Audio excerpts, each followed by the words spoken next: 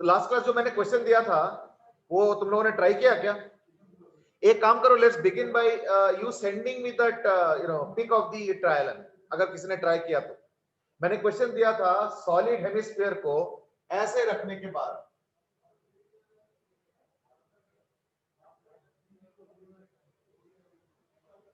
ऐसे रखने के बाद अगर वो नीचे आएगा मान लो, तो जिस समय लोएस्ट पॉइंट पे होगा उस समय उसका एंगुलर वेलोसिटी क्या होगा? दैट वाज द क्वेश्चन, ठीक है ना? तो I had given this question, I remember, तो I hope you have solved it. अगर सॉल्व किए हो या अटेम्प्ट किए हो, इन दैट केस 9555 वाले नंबर पे भेज दो, अगर किए हो तो।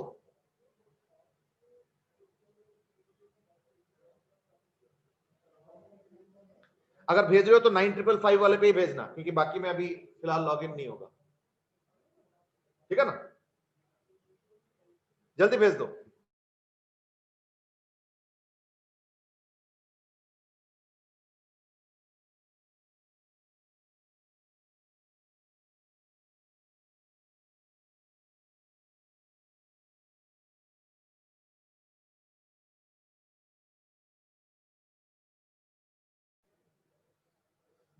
ओके, मैं एक काम करता हूं, आज मैं सिर्फ एक क्वेश्चन उसमें सॉल्व करता हूं, and that is that sufficient friction वाला केस। तो अभी फिलहाल मैं करने वाला हूं सफिशिएंट फ्रिक्शन वाला केस, ठीक है? एक सवाल का जवाब दो मुझे कि अगर मैं इसको ऐसे छोड़ देता हूं तो फ्रिक्शन का डायरेक्शन क्या होगा, बता सकते हो? Can anybody tell me what will be the direction of friction in this case? इस केस में फ्रिक्शन का डायरेक्शन बता सकते हो, राइट या left?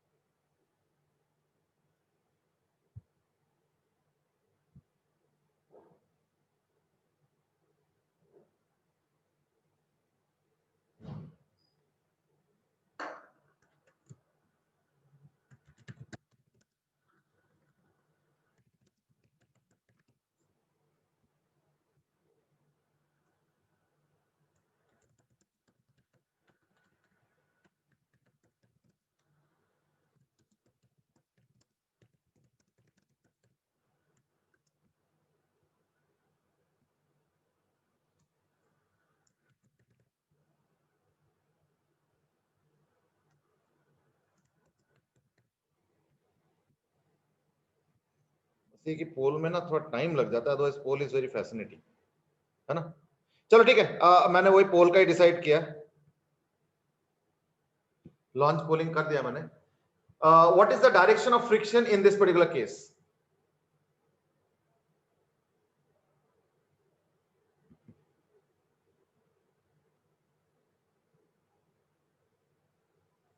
Okay, I already have some answers.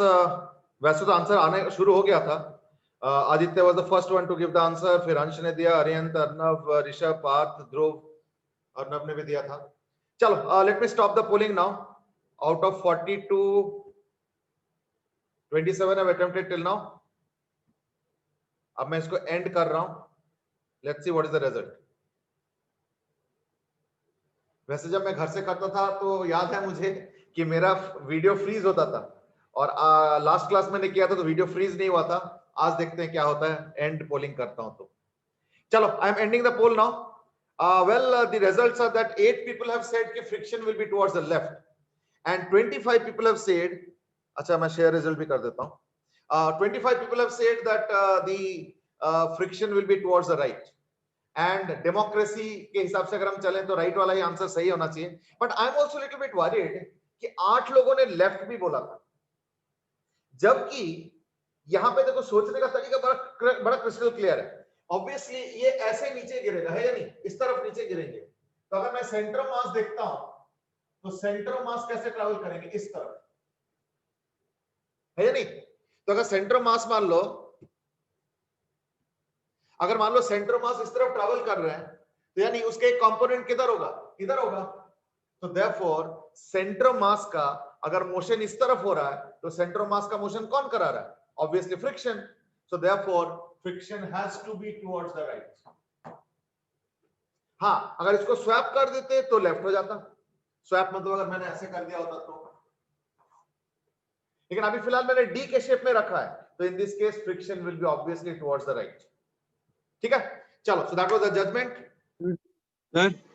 हाँ जी सर, देखने का सही तरीका सेंटर ऑफ मास होगा या फिर पॉइंट ऑफ कांटेक्ट लेफ्ट की तरफ जा रहा है तो फ्रिक्शन राइट होगा, ये होगा? नहीं, देखो पॉइंट ऑफ कांटेक्ट लेफ्ट की तरफ जा रहा है, ये कैसे डिसाइड करोगे? मैं बताता हूं इसमें प्रॉब्लम क्या है. देखो सेंटर ऑफ मास जा रहा है राइट की तरफ, तो सेंटर ऑफ मास इधर जा रहा है, और क्योंकि ओमेगा इस तरफ होगा तो यानी जो ओमेगा आ रहा है वो इस तरफ होगा, तो therefore point of contact right के तरफ जाएगा. इसका क्या गारंटी दोगे तुम? कैसे गारंटी दोगे बोलो? सर, मैं कह रहा था कि जो पॉइंट ऑफ कांटेक्ट है वो जाएगा लेफ्ट की तरफ, तो रिलेटिव मोशन लेफ्ट की तरफ हुआ तो फ्रिक्शन का डायरेक्शन वैसे इसे लेफ्ट की तरफ, तो लेफ्ट की तरफ जाके इसके गारंटी कैसे दे सकते हो? देखो अगर सेंटर ऑफ मास भी इधर जाता, ओमेगा आर भी इधर जाता, तब गारंटीड है, तब कोई दिक्कत नहीं. लेकिन देखो यहाँ पे सेंटर ऑफ मास इधर जाएगा, क्यों? देखो ना ये ऐसे गिरेगा ना, तो ऐसे गिरने का मतलब क्या हुआ कि सेंटर ऑफ मास इस तरफ जा रहा है, तो सेंटर ऑफ मास इधर जा रहा है और ओमेगा आर इस तरफ है, तो ये कैसे पता चलेगा कि उसका जो नेट पॉइंट ऑफ कांटेक्ट का जो नेट टेंडेंसी है वो लेफ्ट की तरफ राइट की तरफ, वो थोड़ा सा रिस्की है. थोड़ा सा रिस्की है. कई बार आंसर मिल जाता है तो लगता है जैसे हमने मेथड शायद सही अपना लिया, वो रिस्की है. इस बार गलती से चलो अगर सही आंसर आ भी जाए, लेकिन इससे बेटर ये है कि अगर स्लिप नहीं कर रहा है तो ये सेंटर ऑफ मास है यहाँ पे कहीं पे, तो यानी स्लिप नहीं कर रहा मतलब ऐसे नीचे गिरेगा इस तरीके से, तो यार इसका मतलब सेंटर ऑफ मास ऐसे मूव करेंगे. तो वाई का तो चलो जो है वो छोड़ दो, वाई को तो ग्रेविटी खींच रहा है, वो तो कोई दिक्कत नहीं है. लेकिन एक्स के अलॉन्ग मूवमेंट हो रहा है सेंटर ऑफ मास का, एक्सटर्नल फोर्स एक्स के तरफ मूवमेंट के लिए कौन देगा? एक ही है यहाँ पे फ्रिक्शन, क्योंकि हॉरिजॉन्टल फोर्स देने वाला और कोई नहीं है सिर्फ फ्रिक्शन छोड़ के. नॉर्मल एक्शन परपेंडिकुलर होगा, ग्रेविटी नीचे की तरफ होगा, so therefore finally the conclusion is friction has to be towards the right. Friction has to be towards the right. ठीक है, दैट्स द फर्स्ट कंक्लूजन. चलो एनीवे, मैं ये मान के चल रहा हूं कि सपोज इसका अल्फा है वो एंगुलर एक्सेलरेशन, तो मैं इस फिगर को थोड़ा बड़ा बना देता हूं. I think that will be more convenient to understand. तो मैं बड़ा फिगर पे ड्रॉ कर रहा हूं, देखता हूं क्या होता है. आज एक कर देता हूं, कल दूसरा करूंगा solve.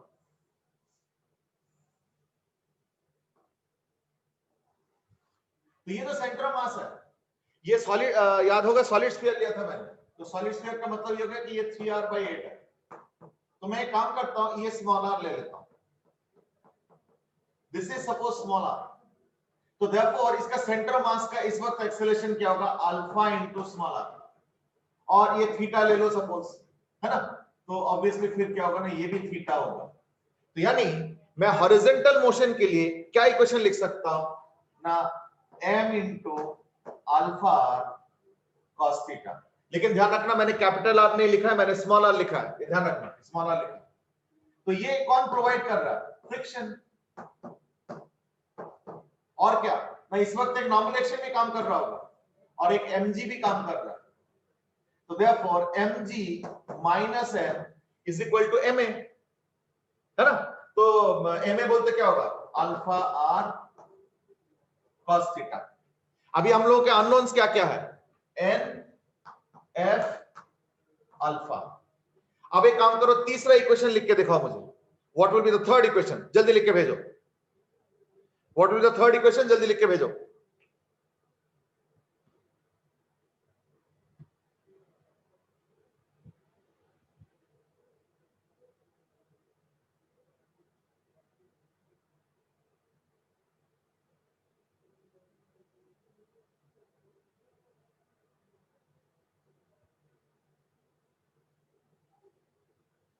Ariyant has asked, can we also judge it by torque? ये क्वेश्चन पहले भी आया था या? अच्छा नहीं, अर्नब तो ओरली क्वेश्चन पूछा. ठीक है, Ariyant has asked, can we also judge it by torque?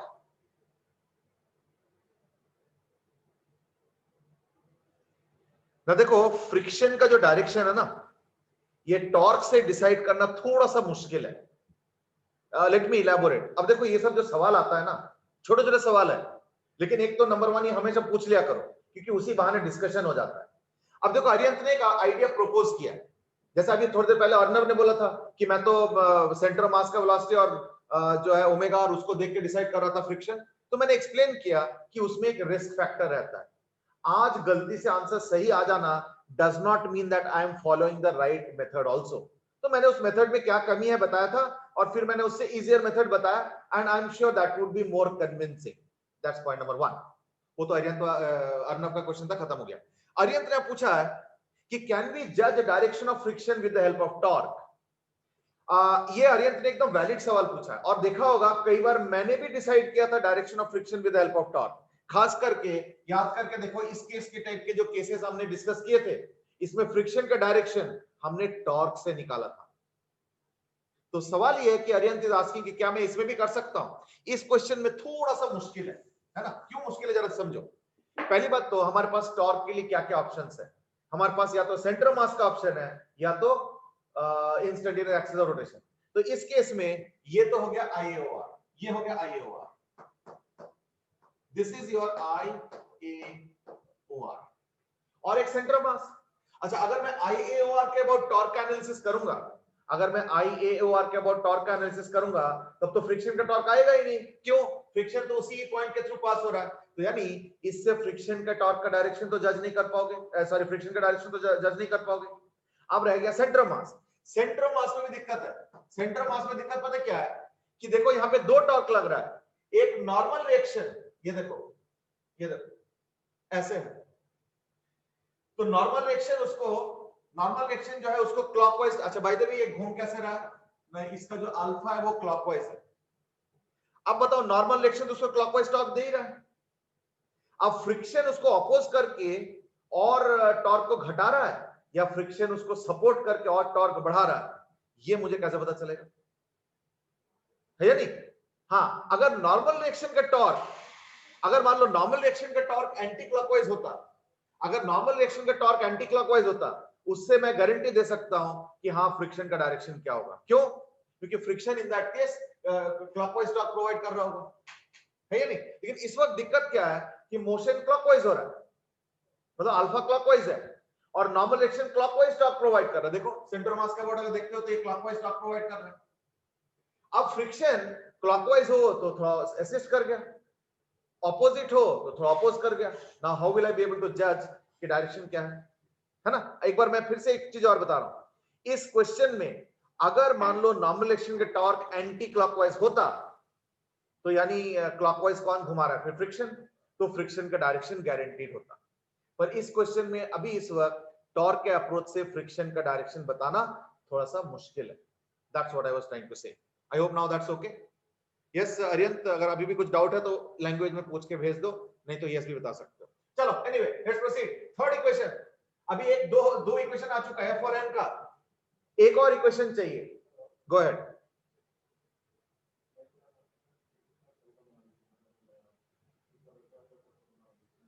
वैसे मैं एक चीज बताऊं, मैंने पहले ही बोला हुआ है कि अगर IAOR अवेलेबल है तो उसी के अबाउट लिखा करो, दैट्स द बेस्ट, है ना? चलो एनीवे तो मैं उसी के अबाउट लिख देता हूं, ठीक है ना? अगर चाहो तो उसके अबाउट लिख दो। तो क्या होगा, ये तो 3r/8 है, तो यानी mg into 3r/8 is equal to जो अल्फा sin थीटा होगा। हाँ बेटे, सेकंड इक्वेशन में, सेकंड क्वेश्चन कुछ गड़बड़? ना सेकंड इक्वेशन में m अल्फा और sin थीटा। हाँ ठीक है, ऑब्वियस, वो तो ऑब्वियस, ठीक है, बिल्कुल सही पॉइंट आउट किया। हाँ जी, अब इसका देख लो। बट अभी इस इक्वेशन को इतना आसान मत समझो, अभी दिक्कत है, पहले इक्वेशन चेक कर लो। mg इनटू सॉलिड स्फीयर के लिए 3r/8 होता है, मालूम है ना? याद है ना? तो mg into 3r/8 is equal to I alpha. मुझे ये बता दो कि अगर ये सॉलिड स्फीयर का मास m है और रेडियस r है तो I की जगह क्या पुट करोगे? I की जगह क्या पुट करोगे? हाँ सोम, तुमने सही पॉइंट आउट किया, ये साइन थीटा होगा, वो मैंने गलत लिखा था। चलो वो तो ठीक है, आई थिंक वो तो ठीक है। इसमें आई बता दो क्या लिखोगे, अभी आई का मामला सॉर्ट आउट नहीं हुआ है, ठीक है ना? आई का मामला सॉर्ट आउट नहीं हुआ अभी।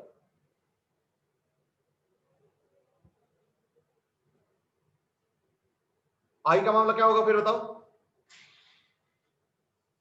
ये कौन सा आई होगा? ये आई होगा इस पॉइंट के अबाउट। तो आई क्या होगा बताओ जरा?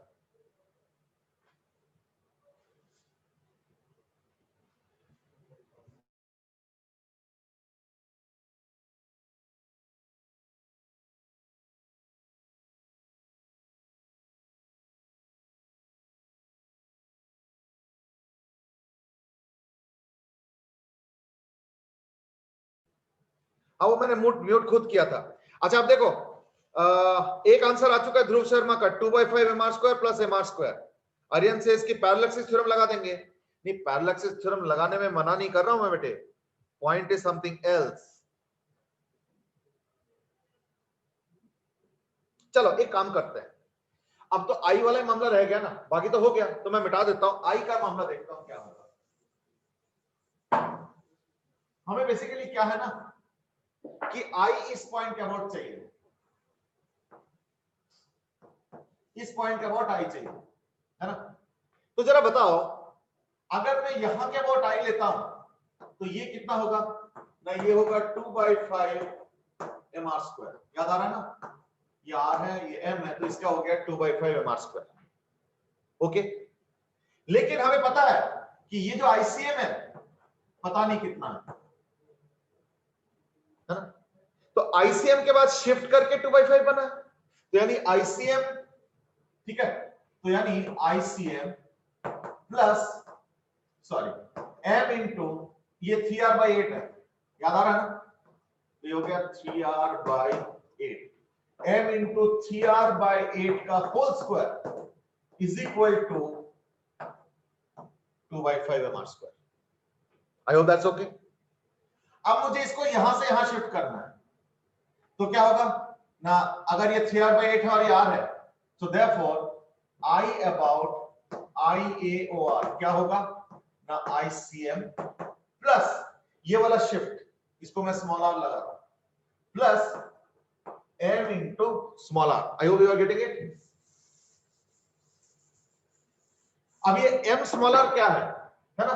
Is equal to ICM plus m into small r² क्या होगा? 3r/8 का होल स्क्वायर प्लस r², यानी 3r/8 का होल स्क्वायर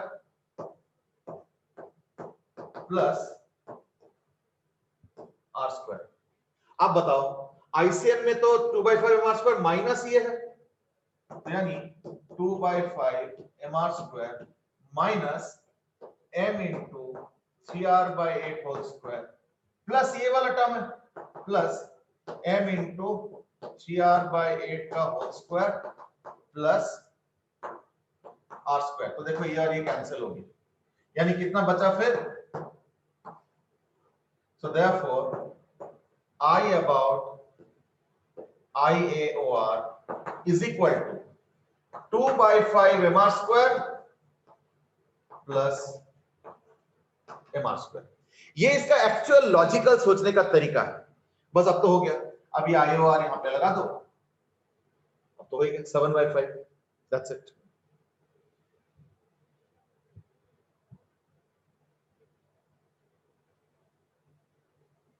देह में सेट की इस बार एक्सेस तो नहीं, पर पॉइंट के अबाउट निकाल रहे हैं ना? नहीं, ये जो tau is equal to I alpha होता है, ये एक्सेस के अबाउट होता है, ठीक है? और कृष्ण ने बोला कि 229/160, ये 2/5 mr² कैसे आया? जसराज इज आस्किंग कि 2/5 mr² कैसे आया? सॉलिड स्फीयर का बेटे 2/5 mr² होता है।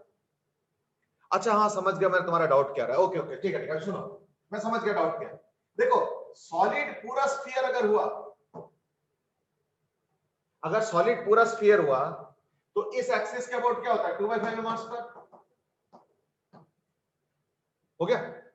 अगर मैं इसको आधा कट कर दूंगा तो इधर वाले का क्या होगा? 2/5 into m/2 into r²।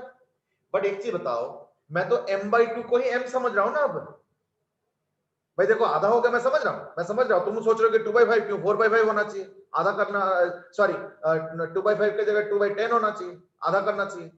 The answer is that आधा मैं इसलिए नहीं कर रहा हूं क्योंकि आधा कर तो रहा हूं, लेकिन वो जो m/2 है उसी को तो मैं m मान रहा हूं अब। इसलिए फॉर्मूला वही रहेगा, कोई चेंज नहीं है। I hope you are getting that logic. Yes Jasraj, are you convinced with this? चलो ठीक है, ओके आ गया। अच्छा अब समझ में आ गया आई ओवर के अबाउट आई कैसे निकालेंगे, यानी आंसर कितना आ गया 7/5। तो यानी ये जो आई ओवर वाला लिखा था मैंने, ये आई अल्फा है ना, कुछ लिखा था, तो ये जो आई होगा ये होगा 7/5 mr²। देख लो अच्छे से। I hope it's all convincing. देख लो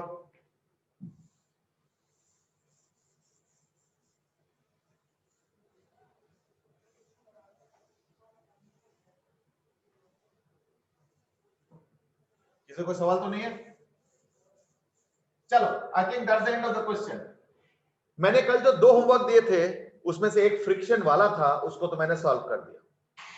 एक बगैर फ्रिक्शन भी मैंने दिया था, उसको अब खुद सॉल्व करो, ठीक है? Solve that on your own, fine. चलो अब मैं एक दूसरा क्वेश्चन दे रहा हूं फिर से, क्योंकि हम लोग का डिस्कशन, टॉपिक ऑफ डिस्कशन था एंगुलर मोमेंटम। तो आज मैं एंगुलर मोमेंटम को और आगे बढ़ा रहा हूं, ठीक है? क्वेश्चन सुनो। Question is that suppose there is a table and there is a rod, और यहां पे उसको पिन कर दिया गया, ठीक है? या रॉड ऐसे रख लो, चलो एक ही बात है, हॉरिजॉन्टल प्लेन पे हो रहा है जो भी हो रहा है। और यहां पे बॉल को मैंने फेंक दिया और ये बॉल जाके रॉड को हिट करता है, तो अगर मान लो रॉड को पिन कर दो यहां पे कहीं पे, और अगर बॉल जाके हिट करता है तो रॉड भी घूमने लगेगा। I think that's pretty obvious. इसी पे क्वेश्चन है। तो सपोज मैं कहता हूं कि ये, अब मैं इसका वो बना रहा हूं टॉप व्यू, तो ये रॉड है 3m, 4l, यहां पे ये हो गया, पिन किया गया, तो यानी free to move on this. तो initially rod is at rest, तो यानी omega not is equal to 0। अब ध्यान से सुनो, सपोज एक पार्टिकल ऑफ मास है, u स्पीड से मैंने थ्रो कर दिया। क्वेश्चन इज अगर e इज इक्वल टू 0 है, b इज इक्वल टू अगर 1 है, ये तो समझते ही हो कोएफिशिएंट ऑफ रेस्टिट्यूशन, तो उसको यूज करके you to tell me find out the omega after collision. ये रॉड बिल्कुल सेंटर पे पिंड है, राइट एट द सेंटर, यानी बेसिकली ये 2l हो गया। रॉड का मास 3m है और पॉइंट पार्टिकल m मास का है। पहले वाले केस में e इज इक्वल टू 0 है, यानी हिट्स एंड स्टिक्स है, ठीक है ना? तो e is equal to 0, hits and sticks. Go ahead.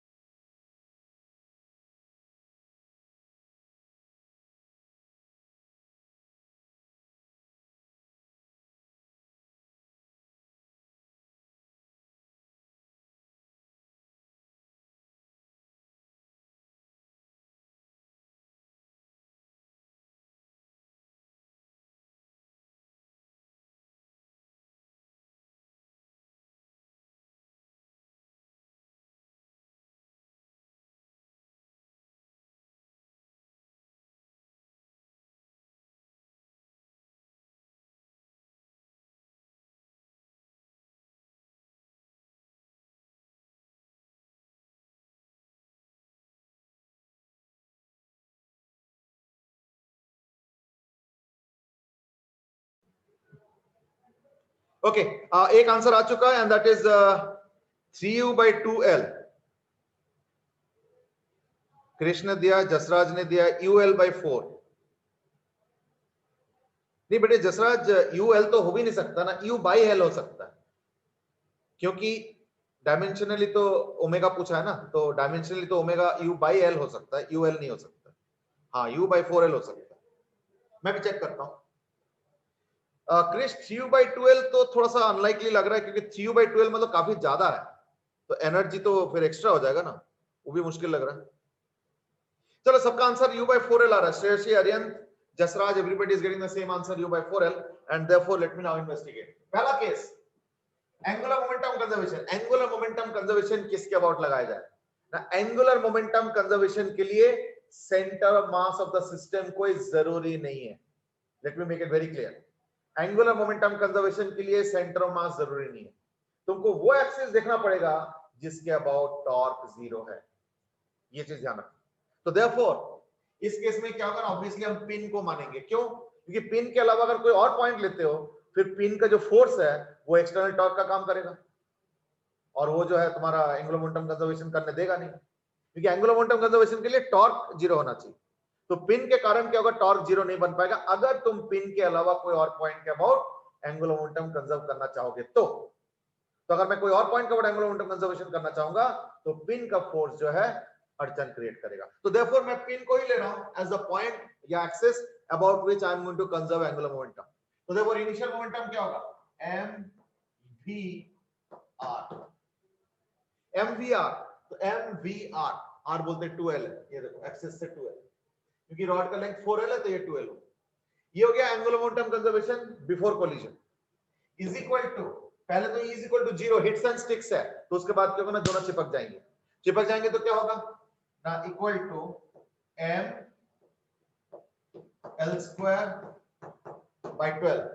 ml square by 12 rod का है, m l square by 12 relevant values put किया प्लस m इंटू 2l का whole square into omega. That's it. तो यानी 2mul इज इक्वल टू, देखो जरा कितना आ रहा है, 4 प्लस 4 8. ठीक है, एकदम सही है. 8 ml स्क्वायर ओमेगा, यानी omega equal to u by 4l. u by 4l जितने लोगों ने दिया सबने करेक्ट आंसर दिया. अच्छा, yeah, I am coming to two questions, one by Aryant and one by Arnav. I will just going to that. Harshit, Aryant, Anish Agarwal सबने correct answer दिया. u by 4l has been given by everybody. मतलब जितने लोगों ने भी answer किया एकदम correct answer किया. Very good. थोड़ा सा क्वेश्चन अगर तुमने देख लिया, देख लो कहां पे गलती किया है.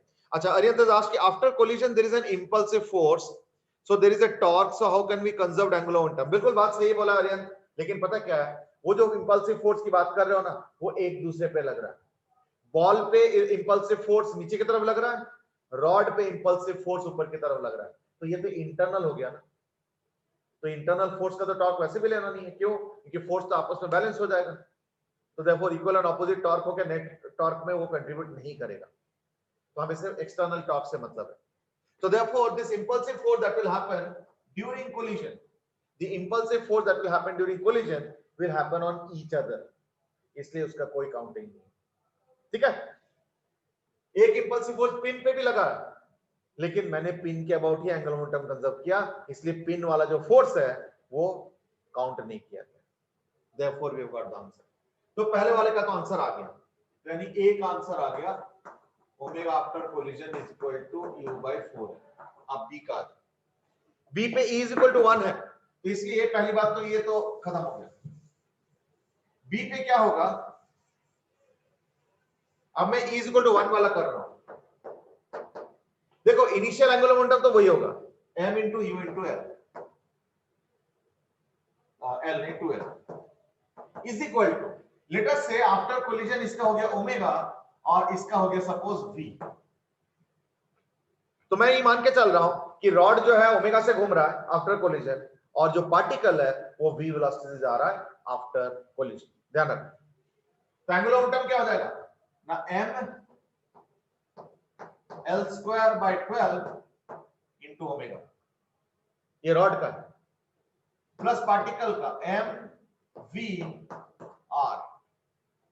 तो एक काम करता हूं, m और l कैंसिल कर दो ऑल थ्रू. अगर मैं m और l कैंसिल कर देता हूं तो यानी आ जाएगा 2u is equal to 4 omega l plus m और l का 2v. तो एक काम करो, ये भी कैंसिल कर दो, u ये ट्वाइस कर दो यार. ये पहला equation, u is equal to 2 omega l plus v हो गया. अब E इज इक्वल टू 1 का इक्वेशन, तो E is equal to 1 is equal to final velocity relative तो हो जाएगा omega into 2l minus v, और initial velocity relative u minus 0, और ये 1 है याद रखना। So therefore you have u is equal to 2 omega l plus v।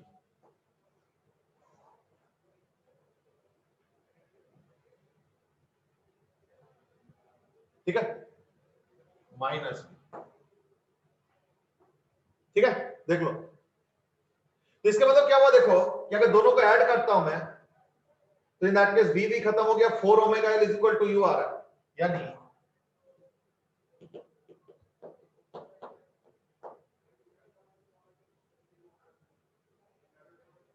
To you are omega by 2l u बाय 2l।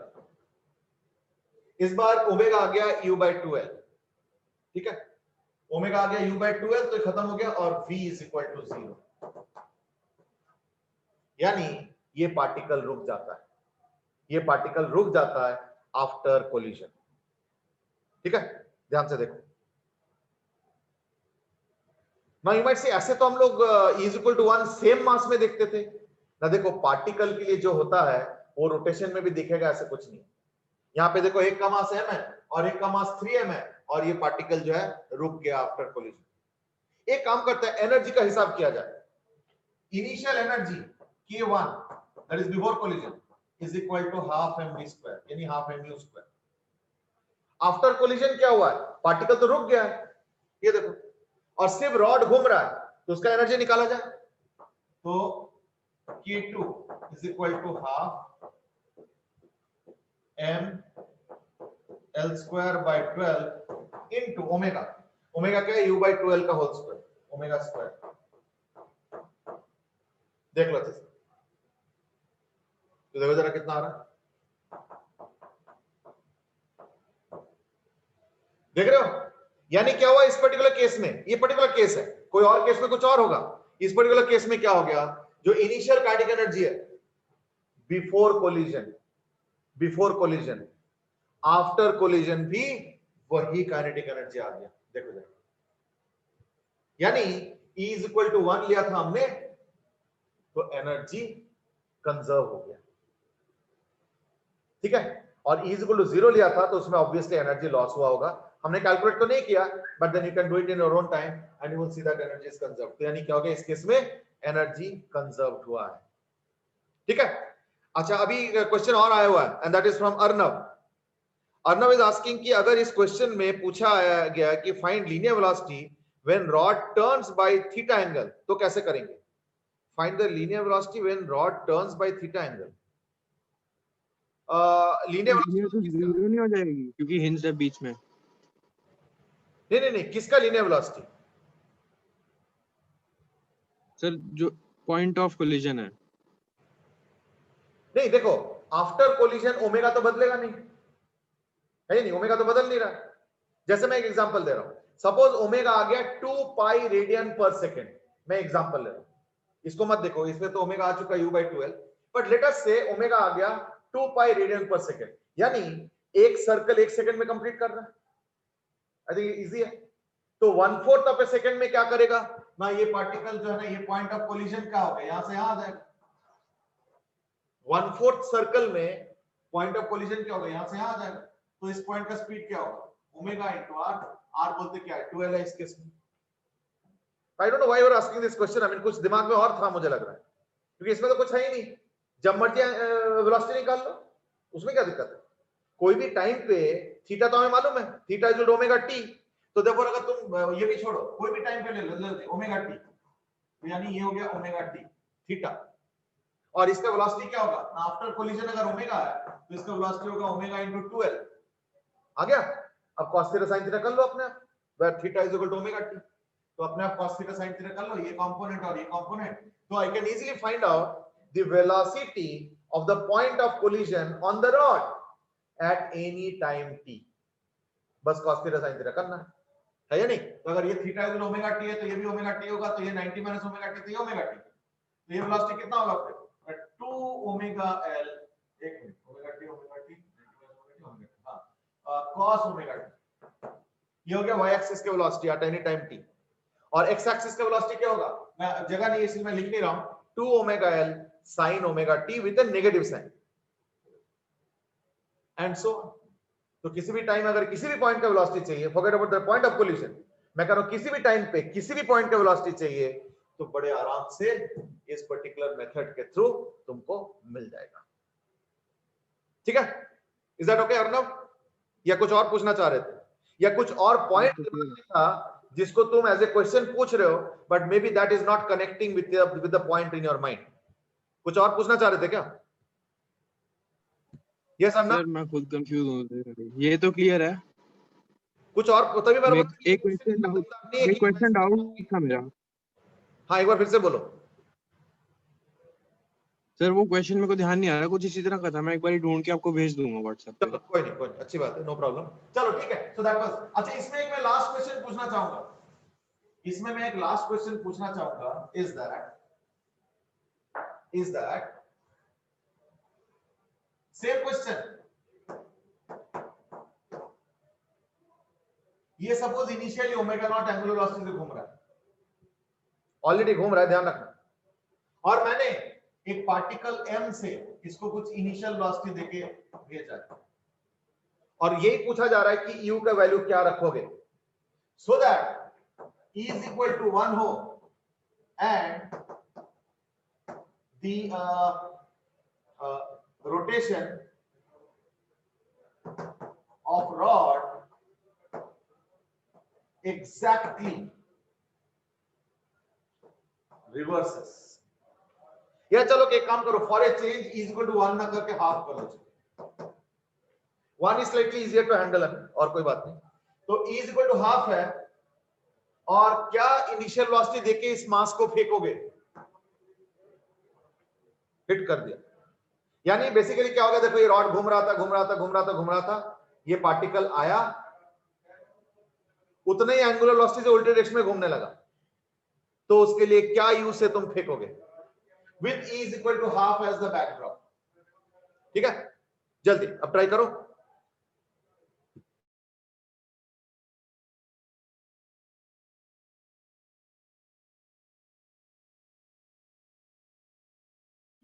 सर आप mute. अच्छा वो याद दिलाया। What I'm saying is that I'm sure you must have progressed a little bit now. Let me start, क्योंकि नहीं तो time खराब होगा और कुछ नहीं। तो इस बार पता क्या हो रहा है, इनिशियल एंगुलर वेलोसिटी हो गया, मैं क्लॉकवाइज को या एंटी क्लॉकवाइज को पॉजिटिव ले लेता हूं सर, मैं इसको पॉजिटिव ले रहा हूं, you can take clockwise also positive, it's your choice, लेकिन एक्चुअली ना finally rotation of the rod anticlockwise है, इसलिए मैं सोचा चलो फाइनल वाले को ही पॉजिटिव ले लूं, है ना, मेक सेंस। तो ऐसे केस में क्या हो गया, 3m 4l square by 12 into omega naught, but ये लिखा जाएगा नेगेटिव क्योंकि ये क्लॉकवाइज है, plus mu2l is equal to mv2l plus, यही रिपीट करूंगा विद अ पॉजिटिव साइन, तो इसको तो डायरेक्टली लिख लिया जाए, ये तो 4 ओमेगा नॉट एल स्क्वायर है, m omega naught L square है, तो plus 4m omega naught L square. ये काम करता हूं, ml से तो डिवाइड कर दिया जाए, ml से नहीं, ml से क्यों, 2ml से डिवाइड कर दिया जाए, तो u is equal to v plus ये आ जाएगा 4ml स्क्वायर ओमेगा नॉट, उधर जाता 8 हो जाएगा, 2 से डिवाइड कर दिया 4 हो गया, यानी 4 ओमेगा नॉट एल, ml तो कैंसिल कर दिया मैंने, हाँ ठीक, ये हो गया पहला इक्वेशन। ये एंगुलर मोमेंटम कंजर्वेशन वाला इक्वेशन है।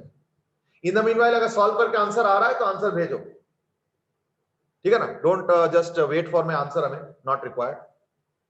दूसरा इक्वेशन ये कि E is equal to half है, E is equal to half है, तो क्या होगा ना, half is equal to relative velocity after collision, तो क्या होगा omega naught into 2l minus v। मैंने ये माना है कि इसी डायरेक्शन में v है, मैंने ये माना है, मेरा मानना गलत भी हो सकता है, आई डोंट माइंड रियली, तो omega naught minus B, omega naught into 2l minus B by omega naught into 2l plus u ठीक है।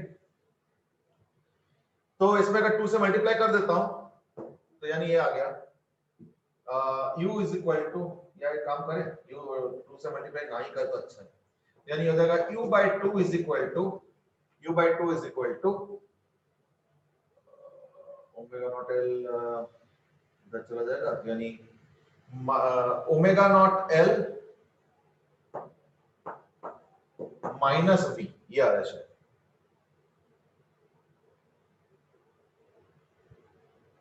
ठीक है, तो अब इसको ऐड कर लो, ये इक्वेशन 1 ये इक्वेशन दोनों को ऐड कर रहा हूं सो दैट v एलिमिनेट हो जाए। तो आ जाएगा 3u by 2 is equal to 5 omega naught l, तो यानी ये आ रहा है 3u by 2 is equal to 5 omega naught l, यानी u आ जाएगा equal to 10 by 3 omega naught l। Is that comfortable? Well Aryanjan has given 10 by 3, Aditya शायद कुछ कैलकुलेशन मिस्टेक किया होगा आदित्य, इसलिए थोड़ा अलग आंसर आ रहा है। Jasraj omega L, अरियंत 10 by 3 omega L, Aditya 2 omega L, Rishabh 5 by 3 omega L, Shreyasi 10 by 3 omega L और अब हम भी 10 by 3 ओमेगा। चलो ठीक है, anyway half of you are right, half of you are not correct, whatever थोड़ा सा मिस्टेक हुआ होगा वो चेक कर लेना। यानी इनिशियल वेलोसिटी कितना आ गया, so the finally we get the initial velocity as 10 upon 3 omega naught L. और इस बार एनर्जी लॉस गारंटीड है, देखना एनर्जी लॉस आएगा ही आएगा। अब मैं एनर्जी लॉस के कैलकुलेशन में नहीं जा रहा हूं, but if you get to it you will be able to definitely get some energy loss in this case. ठीक है, वो चेक कर लो।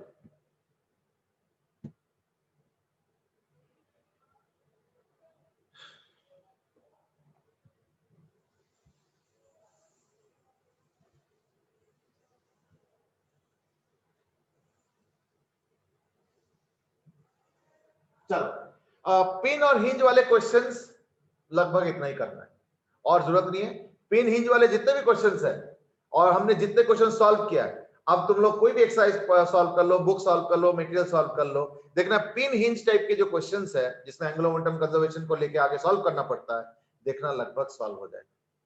इसमें माइनर वेरिएशंस हो सकता है but you will be able to solve most of the questions, that I am reasonably confident. ठीक है, क्योंकि टाइम थोड़ा सा कम बचा है तो सर इक्वेशन एक बार फिर से बता दो।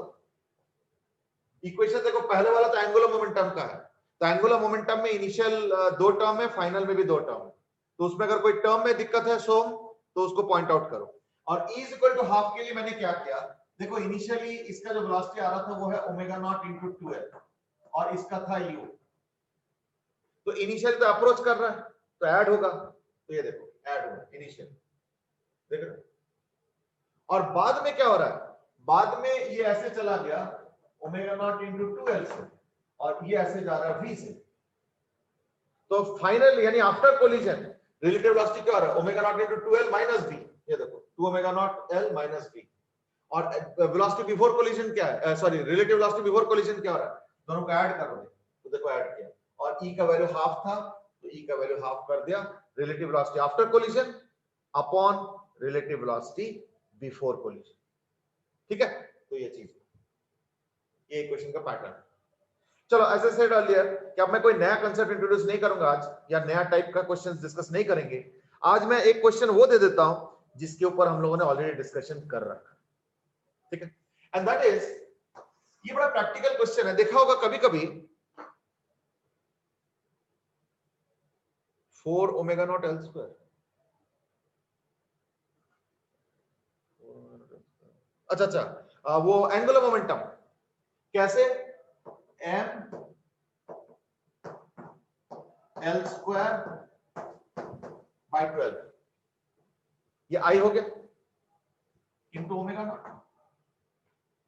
अच्छा, तो इसको सॉल्व करके देखो क्या आ रहा है, 3 और 4 16, 16 48, 48 बाय 12 क्या आएगा, 4 omega naught l square.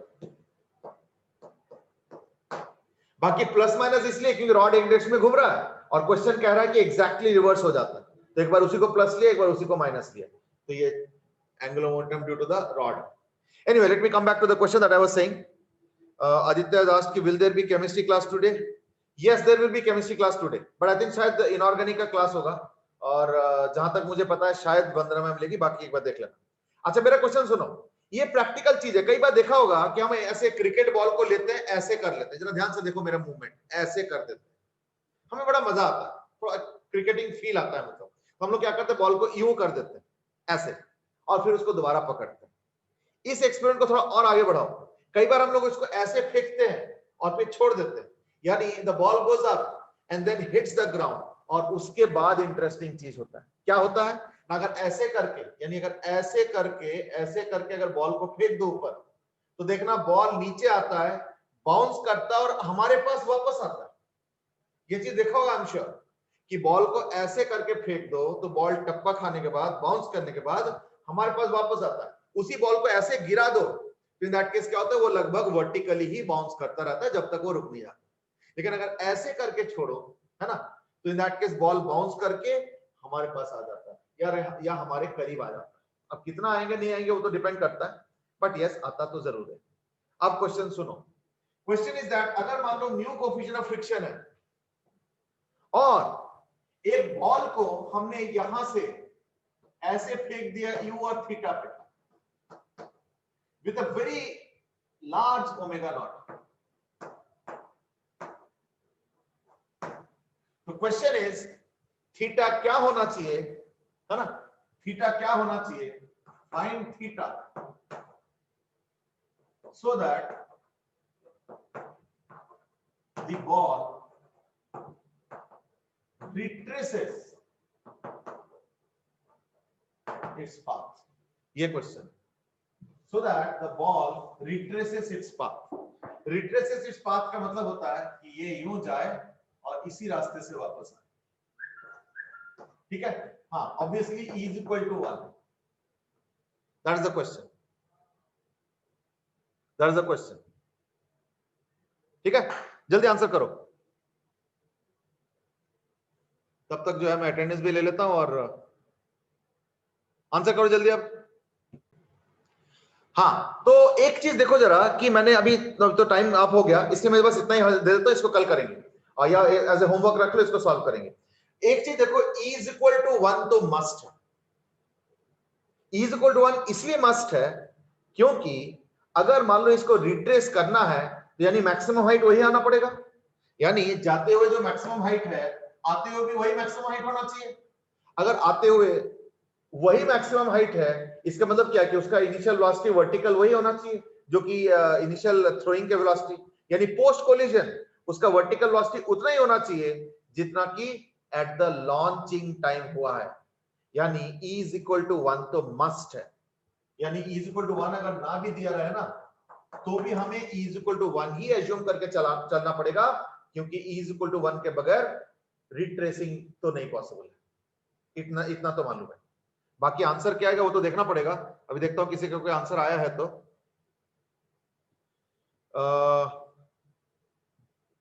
Okay, video free, अभी तक किसी ने आंसर नहीं दिया, चलो कोई बात नहीं, इसको हम लोग कल डिस्कस कर लेंगे. अंश दास की रामा सर क्यों नहीं क्लास ले रहे हैं. अच्छा एक चीज बताओ, रामा सर के रोटेशनल की प्रैक्टिस का थोड़ा बता दो, समझ नहीं आता ये. क्या समझा नहीं मैं. सर रोटेशनल की प्रैक्टिस अभी कितनी और कहाँ से कर सकते हैं. देखो ऐसा है ना कि हम लोगों ने जो बेसिक कंसेप्शन है वो सारा कवर कर लिया है, तो मैं तो हर चैप्टर के लिए यही कहता हूं कि पहला राउंड एचसी वर्मा से कर लो. तो एचसी वर्मा वाला राउंड आप सब लोग शुरू कर सकते हो, उसके लिए आप कोई दिक्कत नहीं. सर एक प्रैक्टिस करी थी एचसी वर्मा की, लेकिन सारे क्वेश्चन हुए नहीं. हाँ, वो शायद एंगुलर मोमेंटम के पूरे बहुत क्वेश्चन उस समय नहीं हुआ होगा, बट ये जो हमने अभी पिछले एक दो दिन में एंगुलर मोमेंटम कर लिया ना, अब दोबारा करो, आई थिंक मोस्टली हो जाएंगे. अब दो चार अटकेगा तो वो देख लेंगे, है ना. That is the thing. ठीक है. सोमेश दास की क्या रोटेशन के बाद ग्रेविटेशन होगा. यू आर राइट, रोटेशन के बाद ग्रेविटेशन है, बट देन अभी रोटेशन में भी तो अभी 2-4 दिन लगेंगे. ठीक है ना. चलो आज के लिए इतना ही करते हैं, will carry on in the next class. Thank you. Okay बेटे, Thank you, sir. You have a good day.